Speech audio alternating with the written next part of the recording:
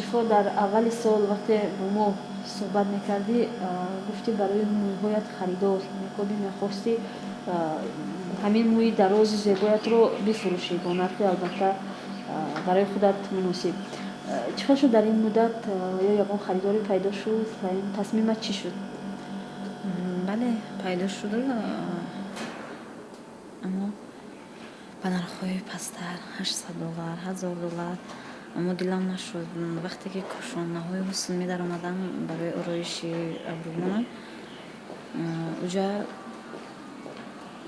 بود آدمایی که میگفتن ولی دلم نشد نگفتم. باز چی میگفتن مثلا؟ میگفتن که بیا یک زنک گفت که بیا ما در همین $3000 بوده که من پولش میتونم موی سرش مرا گیرم. دلم نشد نگفتم. باز گفتن که ایده ما بود ایده نقصترشه پولی نقصترشه پیدا شود و مویت رو سودا بکنی و سودا براری. حتی با 3000 هم راضی نشدی؟ نه دلم نشد. باز خودت که میخواستی تا 2000 خریدار پیدا شود و بفروشی. خیلی باز آدما بسیار تر گپ گفتن. چی گفتن؟ گفتن که نقصتر شد سودا میکنی و چی میکنی. یعنی با مبلغ بیشتر میتونی بله با مبلغ بیشتر گفتن به سودا میرود. دلم همو میخواست که خیلی نقصتر شد سودا کنیم.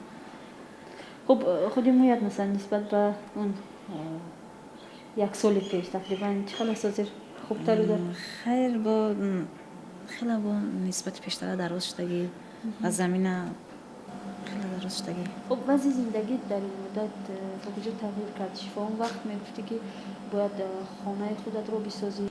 شکر خداوند میکنم خیلی زندگی ما نقصتر شده است. بیشتر از اجاره باز به خانه خسرو پشتمونم رفتم. زندگی هم خیلی بیشتر نقص شدگی است. خیلی یعنی منزل زیست دارید؟ حتما هست حضورش به هسته.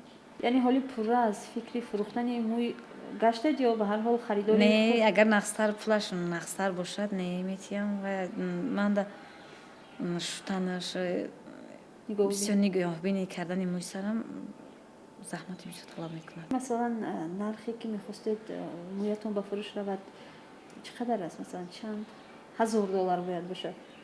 یک 6 تا گویم خطا نمیکنم که 6 تا میتیم ده.